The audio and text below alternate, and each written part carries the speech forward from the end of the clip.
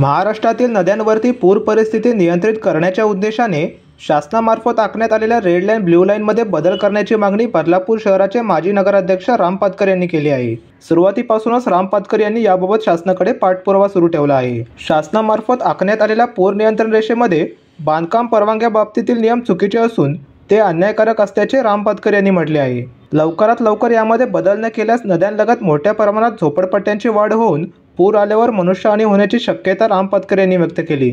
नुकतेच याबाबत मुख्यमंत्री व उपमुख्यमंत्री यांची भेट घेऊन त्यांना निवेदन सादर केले असून उपमुख्यमंत्री यांनी संबंधित विभागाला याबाबत योग्य ते आदेश दिले असल्याचे राम पातकर यांनी प्रसारमाध्यमांशी बोलताना सांगितले।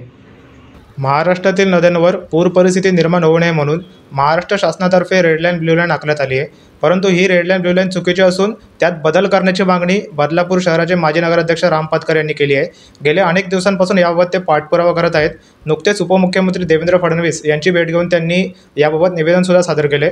नेमकं काय यावेळी चर्चा करण्यात आली, आपण आपल्यासोबत सध्या उपस्थित आहेत माजी नगराध्यक्ष राम पातकर, त्यांच्याकडून अधिक माहिती आपण जाणून घेणार आहोत। तात्या, स्वागत आहे लोकपालकमध्ये। काय सांगाल, काय चर्चा करण्यात आली? नाही, या विषयामध्ये खरं मी चिपळूण, सांगली, अकोला, कोल्हापूर आणि बदलापूर, नाशिक या सगळ्या परिसरामध्ये फिरलो, त्याची माहिती घेतली आणि पूर्ण अभ्यास केला या विषयांमध्ये। तर शासनाने जे परिपत्रक काढलं 1989ला आणि दुसरं परिपत्रक काढलं 2015ला। आता परिस्थिती अशी आहे की 25 वर्षापूर्वी आलेला पूर आणि 100 वर्षापासून आलेला जास्तीत जास्त पूर याच्या रेषा मारल्या पाहिजेत असं शासनाचं धोरण आहे की ह्या याच्यामध्ये जास्तीत जास्त पाऊस ह्या 100 वर्षामध्ये कधी पडला आहे। पण माझ्या माहितीनुसार माझ्या लक्षात आलं आहे की पूर हे जास्तीत जास्त 2 दिवस राहतं, त्यानंतर तो ओसरतो। आत्ता आज आपल्याकडे नदीला पाणी धोक्याच्या पातळीवरती आला, त्याचं कारण असं आहे की उल्हास नदीच्या घाटावरती जो पाऊस पडला आणि आपल्याकडे पाऊस कमी पडला आणि तिकडचा पाऊस पडल्यामुळे नदीला साधारण धोक्याच्या पातळीच्या वर पाणी आलं। आता याच्यावरती आपण बिल्डिंग बांधल्यानंतर पूर येतो का? तर येत नाही। पूर कशामुळे येतो? तर पाऊस मोठ्या प्रमाणात पडला, नद्यांचा गाळ काढला नाही, नद्या खोल्या नाही केल्या, तलाव नाही बांधले, धरण नाही बांधले, तर नद्यांना पूर येऊ शकतो। पण त्याचं एक उदाहरण घेतलं आपण उल्हास नदीचं, तर आपण उल्हास नदीच्या त्याची उपनदी जी पोशीर आहे त्याच्यावरती जर धरण बांधला, पोशीर आणि दुसरा शिल्लार, त्याचे 2 फायदे आपल्याला होऊ शकतात। एक तर आपला पूर येण्याचं बंद होईल आणि दुसरं आपल्याला पिण्याचा पाण्यासाठी आपल्या ज्या महापालिका आहेत, ठाणे आहे, नवी मुंबई आहे, मीरा भाईंदर आहे, भिवंडी आहे, कल्याण डोंबिवली आहे, उल्हासनगर आहे आणि 2 नगरपालिका बदलापूर, अंबरनाथ आणि त्याशिवाय 98 गावं, जवळजवळ 832 MLD ह्या धरणामध्ये पाणी साठवलं, जे पाणी वाहून जिथे नुकसान पण करते, पुरासाठी पूर येऊन नुकसान करते आणि खाडीला मिळतं। याची लांबीसुद्धा कमी असल्यामुळे पाऊस पडतो आणि लगेच ते खाडीला मिळतं। त्याची कुठलीही योजना नसल्यामुळे आपल्याला पुराला पण तोंड द्यावं लागतं आणि पिण्याच्या पाण्यासाठी पण तोंड द्यायला लागतं। जर हे वाहून जाणारं पाणी थांबवलं, पोशीर धरण झालं, शिल्लार धरण झालं, तर मला असं वाटतं की ह्या जिल्ह्याचा आणि रायगड जिल्ह्याचा पिण्याच्या पाण्याचा कायमचा प्रश्न निकालात निघेल। आणि दुसरा सगळ्यात महत्त्वाचं त्याच्यामध्ये असं आहे की पूरच नाही आल्या, रेषा तर राहणारच आहेत। रेड लाईन ब्ल्यू लाईन याचा अर्थ असा आहे की 25 वर्षात जास्तीत जास्त पाऊस कुठपर्यंत पडला तर ती रेषा, आणि 100 वर्षात जास्तीत जास्त पाऊस कुठपर्यंत पडला ती रेषा। आता ह्या परिपत्रकाप्रमाणे महाराष्ट्र शासनाने ज्यावेळेस UDPCR काढलं आणि त्याच्यामध्ये 3.1.3 आणि 11.2.8 कलम टाकले, ज्याच्यामध्ये तुमच्या ब्ल्यू लाईनच्या आतमध्ये बांधकाम करायला परवानगी नाही आणि रेड लाईन ब्ल्यू लाईनमध्ये जेवढं बांधकामं येतील त्याच्या 0.45 सेंटीमीटर क्लीन वर करून बांधकाम करायला परवानगी दिली. आता फार 8-10 मीटर दोघांच्या लाईनमध्ये अंतर आहे.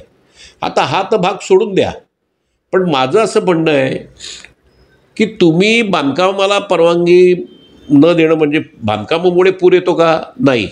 तर पूर नियंत्रण करण्यासाठी ज्या योजना केल्या पाहिजेत त्या शासनाने GR पण काढल्यात. शासनाने अनेक योजना केलेल्या आहे. आता पोशीर धरण मंजूर केलेलं आहे, शिल्लार धरण मंजूर केलेलं आहे, सर्वेक्षण झालेलं आहे.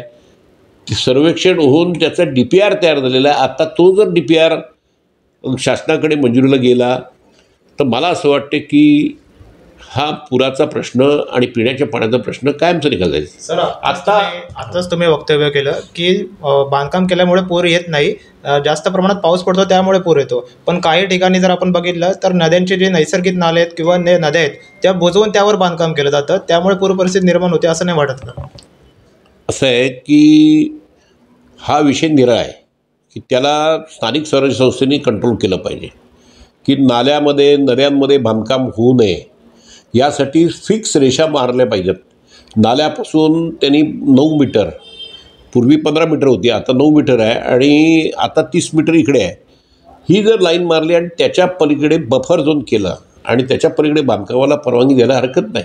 पण प्रत्येकाची जबाबदारी आहे की त्या नाल्या अडू नये, नद्या अडू नये आणि नद्यामध्ये बांधकाम करू नये. जर समजा अशीच बंदी घातली तर झोपडपट्ट्या होणार. पण झोपडपट्ट्या झाल्या, चाळी झाल्या तर मनुष्यहानी जास्त होऊ शकते. हा पण शासनाने विचार केला पाहिजे. याच्यासाठी मी एक सविस्तर अभ्यासपूर्वक निवेदन दिलं आणि शासनाने मला असं वाटते की देवेंद्र फडणवीसांना ते मान्य झालेले आहेत. त्यांनी तशा प्रकारचे आदेश दिलेले आहेत.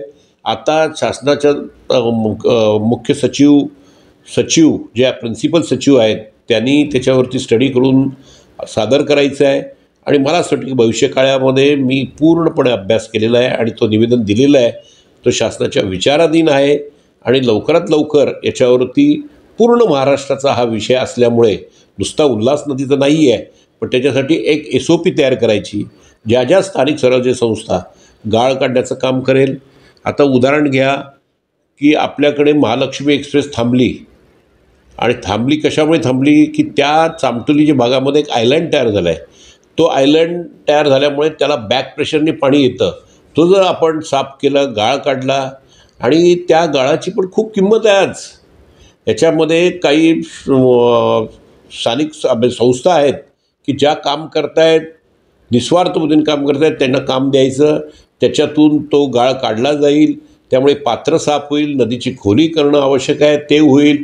ते करता वेळेस ती गाळमध्ये आपल्याला असं वाटतं की त्याच्यामध्ये शेतीचं उत्पन्न पण डबल होऊ शकतं, खत म्हणून वापर होऊ शकतो आणि असं काढणाऱ्या खूप संस्था आहेत, NGO आहेत की त्यांच्याकडून आणि तसा GRही निघालेला आहे, ते केलेलं आहे. अजून एक सगळ्यात महत्त्वाचा निर्णय शासनाने घेतला, बजेटमध्ये प्रोव्हिजन केलं की उल्हास नदीचं वाहून जाणारं पावसाचं पाणी पंपिंग करून ते पंपिंग केलेलं पाणी उचलून भातसा नदीमध्ये टाकायचं, भातसा धरणात टाकायचं, भातसा धरणातून पाणी ते बाहुली धरणात टाकायचं इगतपुरी जिथे आणि ते बाय ग्रॅव्हिटीने मराठवाड्याला द्यायचं. म्हणजे पावसाचं पाणी फुकट जाणारं, समुद्राला मिळणारं पाणीचं नियोजन जर केलं तर ह्या परिसरामध्ये पूर पण येणार नाही. नदीला लागून आपण भिंत बांधू शकतो, तिथे वॉटर ट्रान्सपोर्ट करू शकतो. एक स्वस्त्यातलं ट्रान्सपोर्ट, नदी म्हणजे जागा सरकारी आहे, अवेलेबल होऊ शकते. त्याच्यामध्ये आपण इव्हॅपोरेशन लॉसेस 15% धरलं, कारण आता गरमी वाढत चालले तर ती एक ट्रान्सपोर्टची व्यवस्था पण होऊ शकते. अनेक फायदे आहेत, ते फायदे सोडायचे आणि अशा प्रकारचं म्हणून मी त्या निवेदनामध्ये म्हटलं आहे की औषधापेक्षा रोग बरा. त्यामुळे लोक म्हणतील पूर आलेलं बरा, हे काय चाललं आहे, हे बंद करायला पाहिजे. शासनाने याच्यामध्ये कठोर निर्णय घेतला पाहिजे. त्याच्यासाठी पाहिजे असेल तर समिती नेमा, बैठक बोलवा, अशी मी कळकळीची विनंती केली आणि मला असं वाटतं की माझी विनंती त्यांनी मान्य केली आणि तशा प्रकारचं त्यांनी 4 तारखेला आपल्या तुमचे जलसंपदाचे सचिव जे आहेत, प्रिन्सिपल सचिव, त्यांना आदेश दिलेले आहे. मला असं वाटतं की लवकरात लवकर हा निर्णय जाहीर होईल. एकंदरीत पूर परिस्थिती जर निर्माण झाली तर ती नवीन बांधकामामुळे होत नाही, असं मत राम पातकर यांनी व्यक्त केलं आहे. आणि लवकरात लवकर यामध्ये बदल करावा, जेणेकरून बदलापूर शहराच्या किंवा महाराष्ट्राच्या शहरांचे जे महाराष्ट्रामधील शहर आहेत त्यांच्या विकासावर कुठं परिणाम होणार नाही, असं एकंदरीत राम पातकर यांचं म्हणणं आहे. आता यावर कधीपर्यंत कार्यवाही होते, काय उपाययोजना होते हे पाहणं महत्त्वाचं ठरणार आहे. Cameraman Sahil वाळसह Rutikesh Rokade, लोकपालक news, Badlapur.